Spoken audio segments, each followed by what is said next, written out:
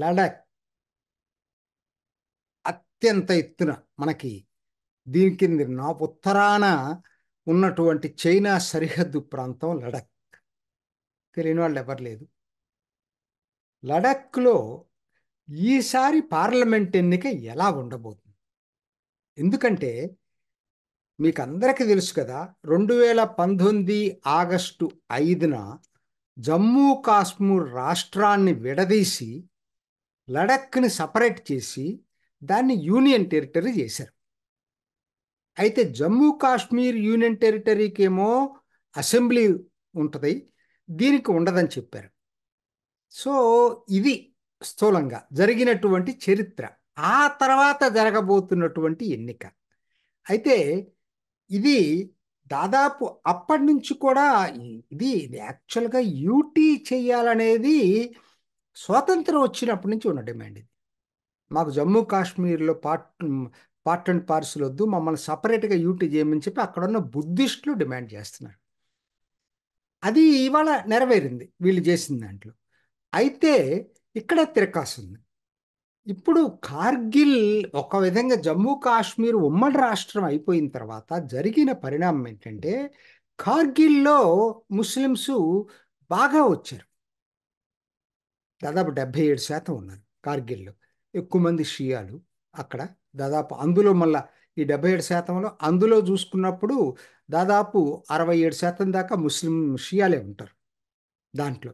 అయితే వీళ్ళు ఇవాళ వాళ్ళకేంటంటే సపరేట్గా ఉండటం ఇష్టం లేదు, జమ్మూ కాశ్మీర్లో కలిసి ఉండటం ఇష్టం. కాకపోతే ఇవాళ అది వాళ్ళకి తెలుసు సాధ్యం కాదు. ఎందుకంటే ఆ డిమాండ్ పెడితే ఏమైపోతుందంటే వాళ్ళలో డివిజన్ వస్తుంది. లడఖ్ లేలో ఉన్నటువంటి బుద్ధిస్టులేమో కాదు, అది కరెక్ట్ కాదని చెప్పి మేము కలవమంటారు.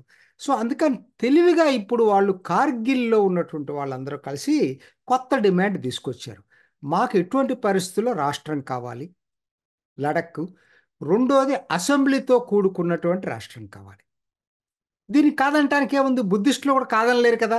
ఆ విధంగా అందరినీ కలుపుకొని కేంద్రానికి వ్యతిరేకంగా ఆందోళనలు ఉద్యమాలు చేయటం మొదలుపెట్టారు. ఇది చైనాకు ఆనుకున్నటువంటి బోర్డర్ ప్రాంతం, సున్నితమైన ప్రాంతం అయినా కూడా ఇది జరుగుతూ ఉంది ఇక్కడ. కారణం ఏంటంటే రెండండి, ఇక్కడ రెండు జిల్లాలు అవి, లే జిల్లా, కార్గిల్ జిల్లా. లే జిల్లా అంతా బుద్ధిస్టుల మెజారిటీ, కార్గిల్ జిల్లానేమో ముస్లింల మెజారిటీ. సో ఎవరి ఆలోచన విధానాలు ఆ విధంగా ఉన్నాయి. ఇద్దరిని కలుపుకొల్లే విధంగా వాళ్ళ ఓన్ డిమాండ్ని పక్కన పెట్టి కార్గిల్ వాళ్ళు ఏంటంటే ఇప్పుడు మనకి రాష్ట్రం కావాలా, మనకి అసెంబ్లీ కావాలా, దీని మీద ఇప్పుడు ఆందోళనలు చేస్తూ ఉన్నారు. కొంచెం ఇబ్బందికరమైన పరిస్థితి బీజేపీకి కూడా, కేంద్రానికి కూడా. ఎందుకంటే ఎవరైనా సరే ఇటువంటి డిమాండ్లు పెట్టడం ఈజీ, సాధిస్తారా లేదా వేరే విషయం, ప్రజల్ని దానివల్ల అట్రాక్ట్ చేస్తారు. జరిగింది అది, ఇప్పుడు కార్గిల్లో జరిగింది అది. సో కాబట్టి వాళ్ళేంది రాష్ట్రం అడుగుతుంటే వీళ్ళేం అడిగారు బుద్ధిస్టులు, మీరు ఇప్పుడు రెండు అటానమస్ డిస్ట్రిక్ట్ కౌన్సిల్స్ ఉన్నాయి, కార్గిల్కి ఒక డిస్ట్రిక్ట్ కౌన్సిల్ ఉంది, లేక్ ఒక డిస్ట్రిక్ట్ కౌన్సిల్ ఉంది, అటానమస్ డిస్ట్రిక్ట్ కౌన్సిల్. వీటికి పూర్తి అధికారాలు ఇవ్వండి, 6th షెడ్యూల్లో చేర్చండి. సో కాబట్టి ఎవరు దాన్ని ఇంకా టచ్ చేయలేరు, మాకు స్వర స్వతంత్రం ఉన్నట్టు ఉంటుందని అడుగుతున్నారు. అది ఇచ్చే అవకాశాలు కూడా ఉన్నాయి ప్రభుత్వం దాంట్లో. కాకపోతే కార్గిల్ అది కాదు అసలు, అది వాళ్ళు స్టేటు కావాలని చెప్పి అడుగుతున్నారు. సో కాబట్టి ఇవాళ మొత్తం మీద ఏమైపోయిందంటే కార్గిల్లో దానికోసం అని చెప్పి అన్ని రాజకీయ పక్షాలను కలుపుకొని కార్గిల్ డెమోక్రటిక్ ఎలియన్స్ అని ఒకటి ఫామ్ చేశారు, కేడిఏ, కార్గిల్ డెమోక్రటిక్ ఎలియన్స్ అని.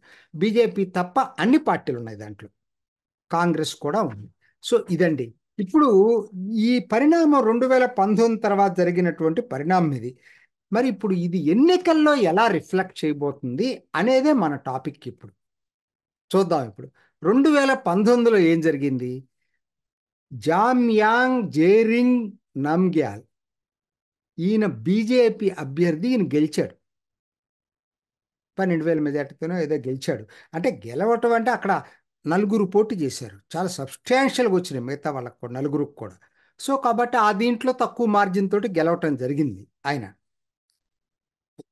మీకు ఈయన గురించి తెలియాలంటే ఆర్టికల్ 370 రద్దు అప్పుడు అనుకుంటాను, ఆ టైంలోనూ మోషన్ ఆఫ్ థ్యాంక్స్ కి, ప్రెసిడెంట్ మోషన్ ఆఫ్ థ్యాంక్స్కి జవాబు చెప్పేటప్పుడు అనుకుంటా, డైరెక్ట్గా ఇతను మాట్లాడింది చాలా పెద్ద వైరల్ అయింది.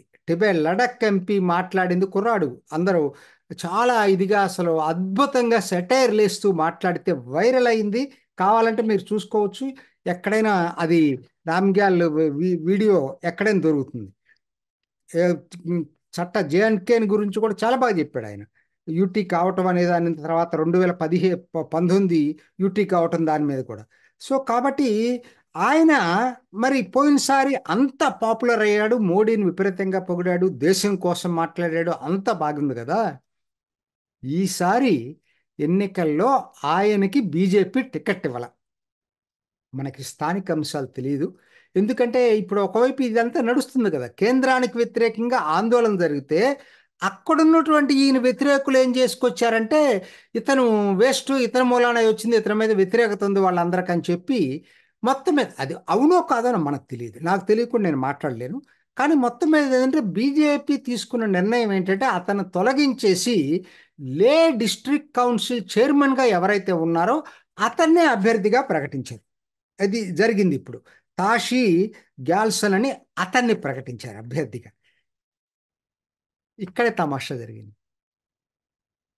సో ఆయన తీసి వీళ్ళు బీజేపీ మరి డిస్ట్రిక్ట్ కౌన్సిల్ చైర్మన్ అభ్యర్థిగా ప్రకటిస్తే, పోయినసారి బీజేపీ అభ్యర్థి మోడీని కానీ దేశాన్ని గురించి పొగుడుతా మాట్లాడినటువంటి నామ్గ్యాల్ని ఇప్పుడు కాంగ్రెస్ తన అభ్యర్థిగా ప్రకటించింది.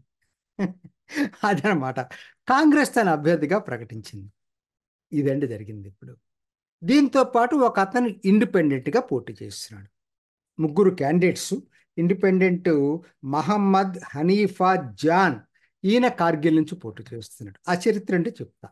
సో ఇది ఇంకొకటి దీంట్లో మీరు తెలుసుకోవాల్సింది ఏంటంటే, జమ్మూ కాశ్మీర్ లడాక్ కలిపే రాజకీయ నాయకత్వం నిర్ణయాలు తీసుకుంటుంది. ఏది అటు నేషనల్ కాన్ఫరెన్స్ వాళ్ళు ఏం చెప్పారంటే, జమ్మూ కాశ్మీర్ వ్యాలీలోని 3 సీట్లు మేము పోటీ చేస్తాం, జమ్మూ ప్రాంతంలో 2, లడఖ్లో ఈ 3 మీరు పోటీ చేయండి అని చెప్పి కాంగ్రెస్ నేషనల్ కాన్ఫరెన్స్ ఒప్పందం చేసుకున్నాయి. అంతవరకు బాగానే ఉంది, చేసుకున్నాయి. ఇప్పుడు దాని ప్రకారం ఇది కాంగ్రెస్కి ఇవ్వాలి. అభ్యర్థి ఎవరనేది కాంగ్రెస్ ఇష్టం. కాంగ్రెస్ ఏంటి, పోయినసారి బీజేపీ అభ్యర్థికి టికెట్ ఇచ్చింది.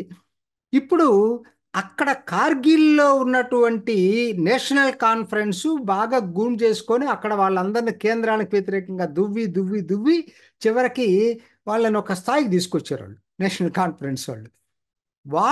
వాళ్ళని విత్డ్రా వాడికి ఈ ఇండిపెండెంట్కి మద్దతు ఇచ్చారు. ఈ ఇండిపెండెంట్ మహమ్మద్ హనీఫా జాన్ పెట్టింది ఎవరంటే ఈ ఈ కార్గిల్ డెమోక్రటిక్ ఎలియన్స్ ఫ్రంట్ తరఫున పెట్టారు ఇండిపెండెంట్గా, అందరూ కలిసి, రాజకీయాలతో సంబంధం లేకుండా. ఈయనేం చెప్తున్నాను, నేను ఒప్పందం చేసుకున్నాను కాంగ్రెస్ తోటి, కాబట్టి కాంగ్రెస్ అభ్యర్థి పోటీలో ఉన్నాడు కాబట్టి మీరు తప్పుకోండి అని చెప్తున్నాడు. ఒమర్ అబ్దుల్లా లేదు మేము తప్పుకోమని చెప్పన్నారు. గొడవ అయ్యి చివరికి ఏమైందంటే మొత్తం మూకుమ్మడిగా రాజీనామా చేశారు మొత్తం నేషనల్ కాన్ఫరెన్స్ కార్గిల్లో. ఇవాళ పరిస్థితి ఏంది, వాళ్ళందరూ కూడా కేడీఏ క్యాండిడేట్కే మద్దతు ఇస్తున్నారు. నేషనల్ కాన్ఫరెన్స్ దాని మూకమ్ముడిగా రాజీనామా చేసి.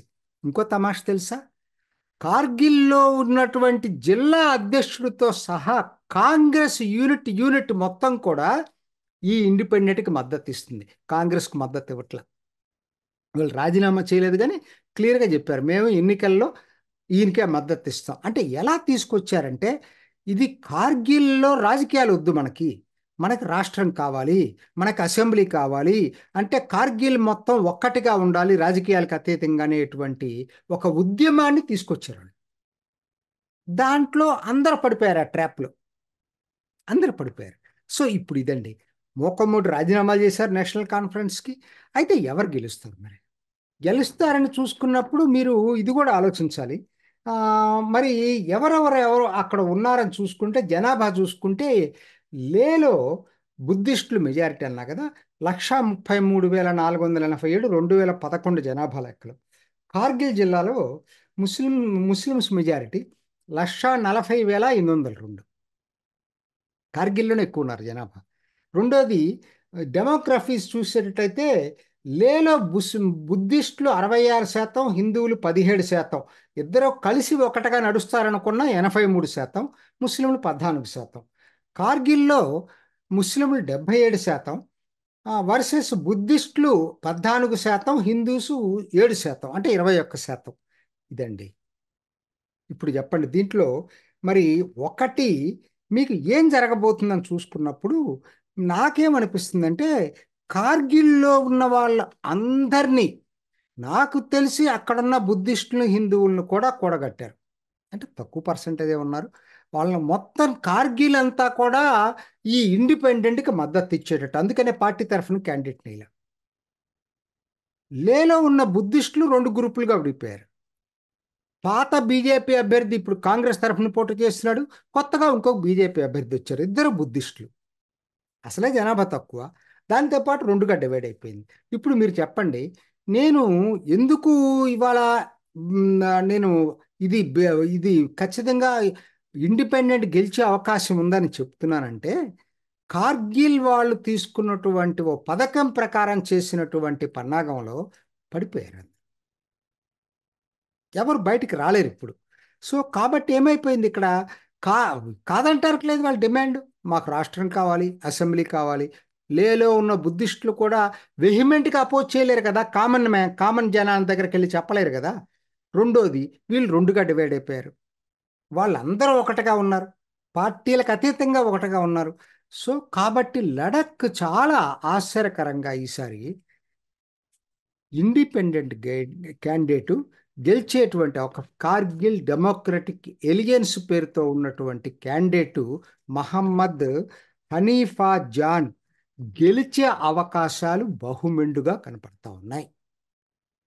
మే 20న జరుగుతుంది ఎన్నిక, చూద్దాం ఈ వారంలో ఏం జరుగుతాయి పరిణామాలని. చూసారు కదండి, మరి ఈ వీడియో కనుక మీకు నచ్చినట్లయితే ఒక లైక్ కొట్టేసి మీ అభిప్రాయాన్ని కూడా కామెంట్ బాక్స్లో తెలియజేస్తూ ఇలాంటి ఇంట్రెస్టింగ్ అప్డేట్స్ కోసం మా ఛానల్ని సబ్స్క్రైబ్ చేసుకోండి.